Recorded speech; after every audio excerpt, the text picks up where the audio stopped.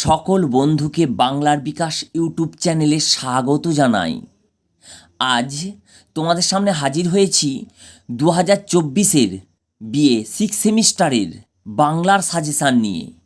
এটা DAC paper নামে পরিচিত।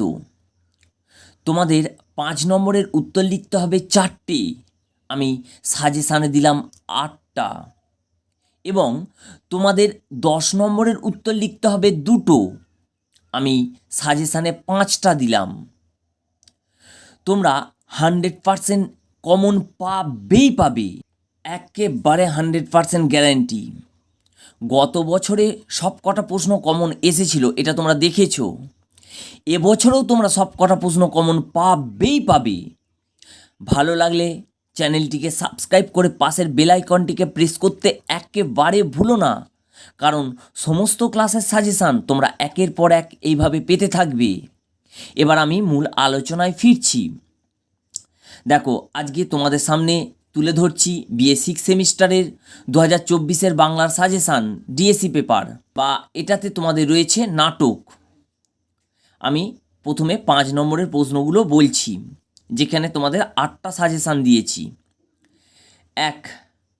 নাট্যকার রামনারায়ণ তর্করত্নের অবদান আলোচনা করো। 2. বাংলা নাটকের ইতিহাসে লেবেডফ এর অবদান লেখো। 3.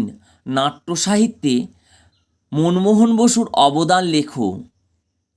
4. প্রহসন রচনায় দীনবন্ধু মিত্রের অবদান লেখো। 5. নাট্য নিয়ন্ত্রণ আইন সম্পর্কে যা জানো লেখো। 6. অনুবাদ সাহিত্যে হরচন্দ্র ঘোষের অবদান আলোচনা করো। 7. দীনবন্ধু মিত্রের নীলদর্পণ নাটকের গুরুত্ব লেখো। 8. সাধারণ নাট্যশালার গুরুত্ব লেখো। তাহলে দেখো, তোমাদের এখান থেকে মোট লিখতে হবে 4টে, আমি সাজেশানে দিলাম 8টা। তোমরা এই 8টা প্রশ্ন খুব ভালো করে পড়ে যাবে এবং অবশ্যই তোমরা কমন পাবে, দৃঢ় বিশ্বাসে বলছি কমন পাবে। এবার আমি 10 নম্বরের প্রশ্নগুলো তোমাদের সামনে তুলে ধরছি। তোমাদের 10 নম্বরের উত্তর করতে হবে 2টো, আমি সাজেশানে দিলাম 5টা। এই 5টা তোমরা খুব ভালো করে পড়ে যাও, অবশ্যই তোমরা 2টো কমন পাবে, একেবারে গ্যারান্টি দিয়ে বলছি।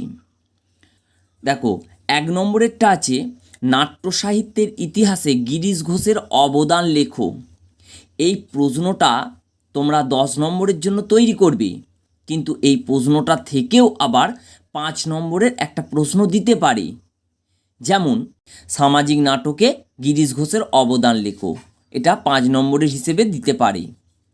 2 নম্বর, নাট্য সাহিত্যের ইতিহাসে মধুসূদন দত্তের অবদান লেখো, এটা তোমরা 10 নম্বরের জন্য তৈরি করছো, কিন্তু এখান থেকেও তোমাদের একটা 5 নম্বরের প্রশ্ন দিতে পারে।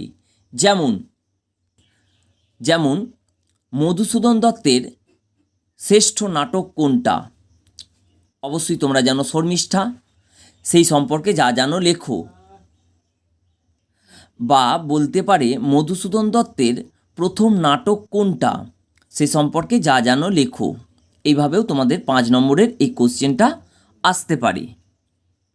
বা মধুসূদন দত্ত থেকে আর একটা কোশ্চেন আসতে পারে 5 নম্বরের, সেটা হচ্ছে প্রহসন রচনায় মধুসূদন দত্তের অবদান লেখো।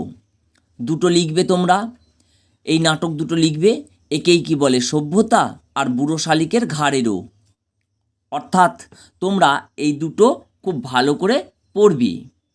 এবার দেখো 3 নম্বরের নাট্য সাহিত্যের ইতিহাসে যতীন্দ্রনাথ ঠাকুরের অবদান লেখো, এটাও খুব ভালো করে পড়বি। 4 নম্বর, বাংলা নাটকের উদ্ভব ও বিকাশ সম্পর্কে যা জানো লেখো, এটাও 10 নম্বরের জন্য তৈরি করছো। আর শেষ, দেখো, সূচনাকাল থেকে মধুসূদনের কাল পর্যন্ত বাংলা নাটকের ইতিহাসের সংক্ষেপে পরিচয় দাও বা সংক্ষিপ্ত বর্ণনা দাও।